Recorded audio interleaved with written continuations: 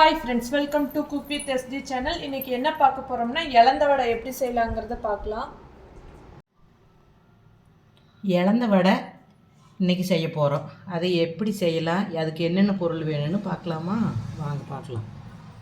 இலந்த பழம் ஒரு படி நல்லா பழமாக இருந்ததை நான் காய வச்சு எடுத்து வச்சுருக்கிறேன். நல்லா இப்போ அலாசி இப்படி தண்ணி வடித்து வச்சுருக்கிறேன். அடுத்தது அதுக்கு தேவையான பொருட்கள் வரமிளகா நம்ம காரத்துக்கு ஏற்றவாறு, உப்பு தேவைக்கேற்ப, கட்டி பெருங்காயம் இந்த அளவுக்கு எடுத்துருக்கிறேன், கரும்பு சர்க்கரை இல்லைன்னா மண்டை வெல்லம் ஏதோ ஒன்று இனிப்புக்கு போட்டுக்கலாம். அடுத்தது எப்படி செய்யலான்னு பார்க்கலாம் வாங்க. பெரிய மிக்சி ஜார் எடுத்துருக்கிறேன், மிக்சியில் அடிக்க போகிறேன். உலக்கை இருந்தால் உலக்கையில் ஓட்டி இடிக்கலாம். இங்கே நான் மிக்சியில் அடிக்கிறேன். வரமிளகாய், கட்டி பெருங்காயம்,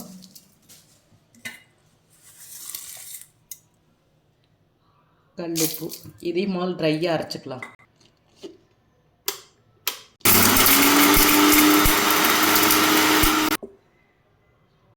இந்த அளவுக்கு குறப்பாக அரைச்சி எடுத்துக்கலாம். அடுத்தது இலந்தக்காய் உள்ளே போடலாம். கொஞ்சம் கொஞ்சமாக போட்டுக்கலாம், ரொம்ப போடக்கூடாது.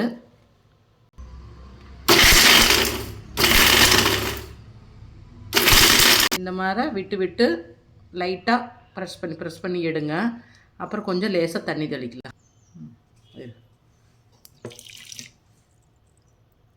தண்ணி கொஞ்சம் ஊற்றிக்கலாம் உள்ள. மறுக்கா திருப்பி அதே மாதிரி பல்சில் போடலாம்.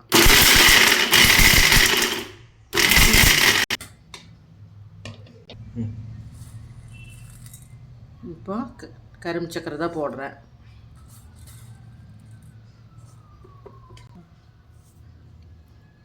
இப்போ அந்த ஒரு படி காய்க்கு ஒரு குழிக்கரண்டி அளவுக்கு சர்க்கரை போடணும்.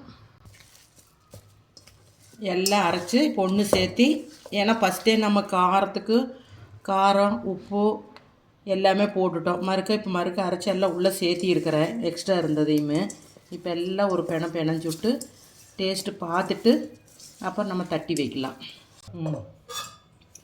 கொஞ்சம் சர்க்கரை பத்தலை, அதனால் கொஞ்சம் சர்க்கரை போட்டு நல்லா பிணைஞ்சு விட்டுக்கலாம். இந்த மாதிரி ஒரு தட்டத்துலேயோ முரத்துலேயோ இப்படி ஒரு துணி, ஈர துணி போட்டு இப்போ நாம் இதில் தட்டி தட்டி வைக்கலாம்.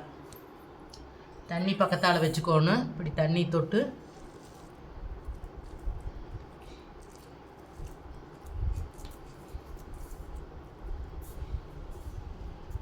இப்படி இது இப்படி இந்த சீசன் இருக்கையில் இப்படி வாங்கி இந்த மாதிரி செஞ்சு வச்சுட்டா இந்த வெய்ய காலத்துக்கெல்லாம் எங்காலும் ட்ராவலிங் போகையில் இதை எடுத்து காய வச்சு எடுத்துகிட்டு போயிட்டோம்னா தண்ணி தாவும் இருக்காது. நல்ல ஒரு ஜீரண சக்தி ஆகக்கூடியது, ரொம்ப நல்லா இருக்குது. நீங்களும் ட்ரை பண்ணி பாருங்கள். இது ஒரு 2 நாளைக்கு காஞ்சா போதும், நல்லா சுக்காட்ட காஞ்சிரும். எடுத்து ஒரு டப்பியில் போட்டு வச்சுக்கலாம்.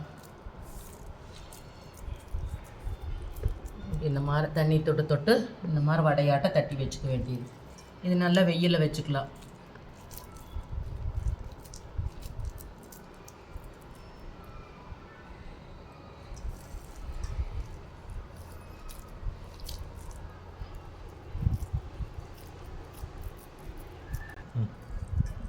நீங்களும் ஒரு நாளைக்கு செஞ்சு பாருங்கள் ஃப்ரெண்ட்ஸ். தேங்க்யூ.